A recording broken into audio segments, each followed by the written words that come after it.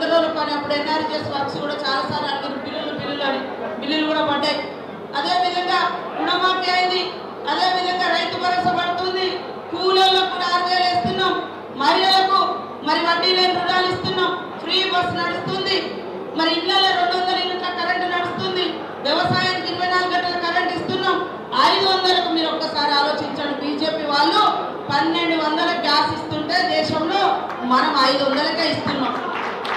మరి అభివృద్ధి కావాలా?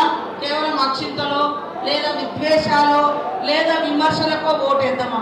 ఆలోచించండి. అదేవిధంగా ఏమనంటే మోడీ గారు కాంగ్రెస్ పార్టీ కుటుంబం.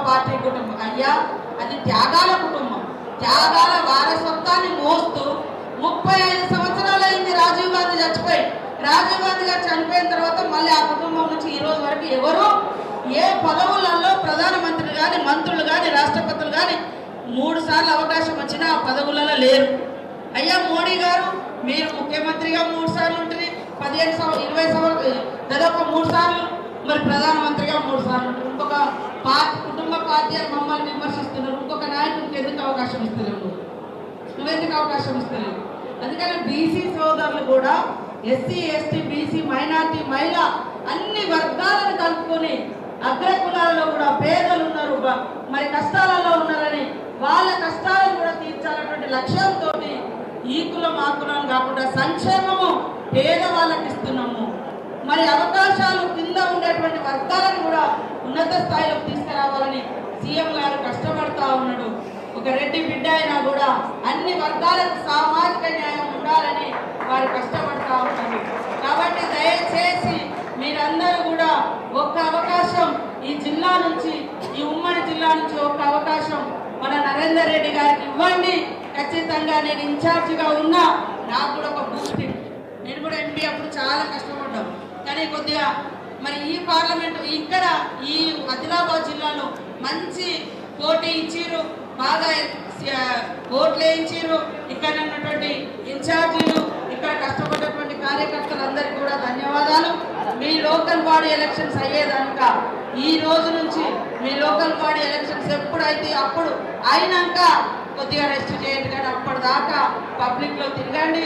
దయచేసి ఇక్కడికి వచ్చినటువంటి వాళ్ళందరూ కూడా మరి మన నరేందర్ రెడ్డి గారిది పైనుంచి 2వ నెంబర్ 2వ గుర్తు, ఆ 2వ గుర్తుకు చక్కగా ఒకటి గీత గీయండి, అంతే.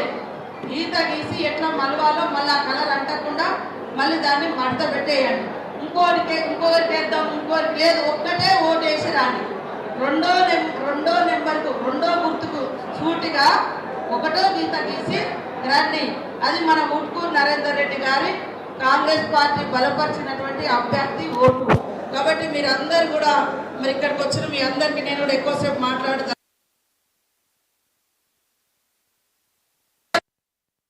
అనేక ప్రాజెక్టులను తీసుకురావాలని ప్రణాళికలు పెట్టుకొని ఉన్నాడు. అదేవిధంగా ఎయిర్పోర్ట్ కానీ, ఇక్కడ రైల్వేలకు సంబంధించి కానీ, అదేవిధంగా కుట్టి ప్రాజెక్టు కానీ, అటు ప్రాణహిత కానీ, ఇలాంటి అనేక సంక్షేమ పథకాలు ఈ జిల్లా అభివృద్ధి కోసం కట్టుబడి ఉన్నాడు.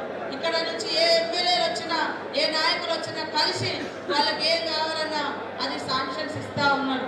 రేపటి నుంచి మనకి ఎమ్మెల్సీ అభ్యర్థి ఎమ్మెల్సీగా ఉంటే ఖచ్చితంగా మనకు అధికారికంగా మనం మాట్లాడి చేయించుకోవడానికి కూడా అవకాశం ఉంటుంది. కాబట్టి ఇక్కడికి వచ్చినటువంటి వాళ్ళు ఈ రోజుతో మర్చిపోకుండా 28వ తారీఖు సాయంత్రం దాకా ఖచ్చితంగా ఎవరెవరికి ఓటు ఉన్నదో ఆ లిస్ట్ ఇస్తాం.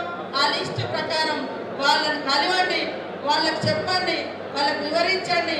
వాళ్ళ అమూల్యమైన ఓటును మన నరేందర్ రెడ్డి గారి 2వ గుర్తు పైన మరి 1వ నెంబర్ వేసి 2వ గుర్తు పైన ఒక గీత గీసి మరి ఓటేయగలరని మనస్ఫూర్తిగా కోరుకుంటూ మీ అందరికీ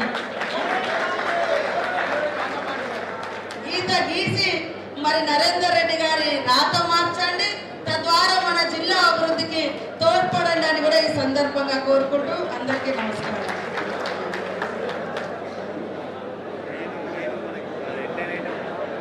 ఓట్ ఆఫ్ థ్యాంక్స్ భోజారెడ్డి గారు.